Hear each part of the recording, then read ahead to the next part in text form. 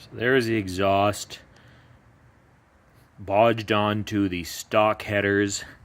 Figuring out the rear support system was a real pain in the butt because this one, as you can see, requires a muffler clamp, which was right in the way of all of the stock mount points up here. As you can see, that one of the bolt back in there, right down there.